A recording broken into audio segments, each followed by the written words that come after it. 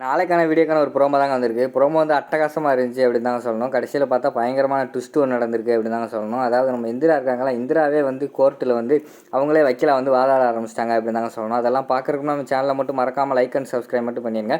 First எடுத்தோடனே அதாவது வீட்டில் வந்து எல்லாருமே அந்த டிவியில் போட்டு பார்த்துக்கிட்டு இருக்காங்கல்ல, பார்த்துட்டு எல்லாருமே ஷாக் ஆகிக்கிட்டு இருக்காங்க.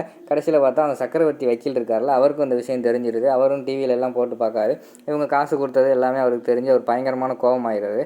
உடனே இந்திராவுக்கு வந்து கால் பண்ணுறாரு. என்னம்மா, நான் உன் கேஸ் எடுக்கலான்னு பார்த்தா நீ என்னம்மா உங்கள் வீட்டில் என்னம்மா இப்படி பண்ணிக்கிட்டு இருக்காங்க, இனிமேல் உன் கேஸெல்லாம் எடுக்க முடியாதுமா அப்படிங்கிற மாதிரி வந்து அந்த வக்கீல் சொல்கிறாங்க.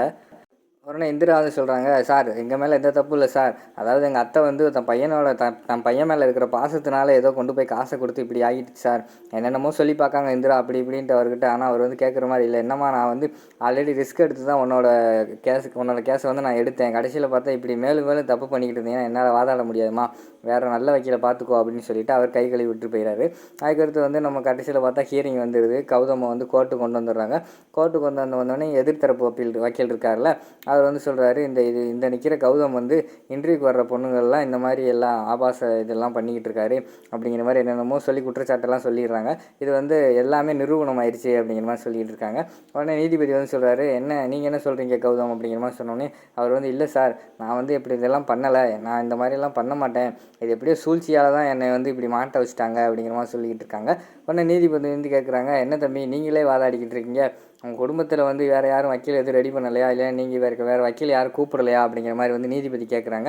உடனே எதிர்த்தரப்பு வக்கீல் வந்து சொல்கிறாரு, சார் இதுக்கு வந்து எந்த வக்கீலுமே வாதாடக்கூடாது அப்படின்னு சொல்லிட்டு பார் கவுன்சிலிருந்து நாங்கள் முடிவு எடுத்துட்டோம்.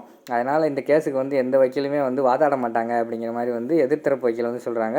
உடனே அப்படியா அப்படிங்கிற மாதிரி நீதிபதி கேட்டுக்கிட்டு இருக்காங்க. அந்த நேரத்தில் வந்து ஒரு நிமிஷம் சார் அப்படிங்கிற மாதிரி ஒரு குரல் கேட்குது. யாரும் பார்த்தா நம்ம இந்திரா வந்து வக்கீல் ட்ரெஸ்ஸை போட்டு மாதம் வர்ற மாதிரி காட்டிகிட்டு இருக்காங்க. கௌதம்காரங்க வாதாட தான் சார் நான் வந்திருக்கேன் அப்படிங்கிற மாதிரி சொல்லிட்டு இந்திரா வந்து கோர்ட்டில் வந்து நின்றுட்டு இருக்கிற மாதிரி காட்டிக்கிட்டு இருக்காங்க. நம்ம ராகினி அவங்கெல்லாம் பயங்கரமாக ஷாக்காகி பார்த்துக்கிட்டு இருக்கிற மாதிரி காட்டிக்கிட்டு இருக்காங்க. அதோட பார்த்தீங்கன்னா இந்த ப்ரோமோ வந்து முடிச்சிடுறாங்க.